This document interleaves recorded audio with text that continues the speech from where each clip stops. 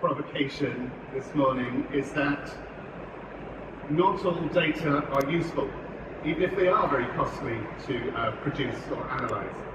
Now again, different people in different parts of the sector have very different views about what data could be useful or indeed not useful. Some universities, in the kinds of studies that we're drawing on today, for example, have reported feeling that EdTech products may not necessarily be that useful to support the kinds of teaching and learning that they want to support in their institutions. They can also feel that sometimes EdTech companies exaggerate, over-promise, and yet under-deliver on the kind of improvements that are possible through things like data analytics or AI features, for example. Some data products aren't particularly useful to universities either, because they don't really represent what they claim they represent. So, learning analytics, for example, or some forms of learning analytics, they don't represent mental processes of learning itself. They represent observable proxies of kind of measurable behaviours.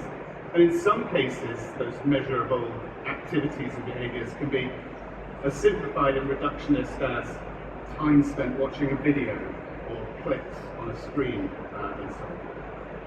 Now, some EdTech companies, again according to some of the interviews and material we're drawing on today, report that they want learning environments to be more standardised and controllable and interoperable with others so that they can generate more and more useful data sets at scale. But this runs up against the kind of desires of many staff. Many staff in universities are very anxious about the idea of standardised templates for their teaching, because those standardised templates can threaten their academic freedom in terms of constraining course design and so on. Some EdTech companies also want users to spend more time engaging with their platform. More engagement adds up to more data.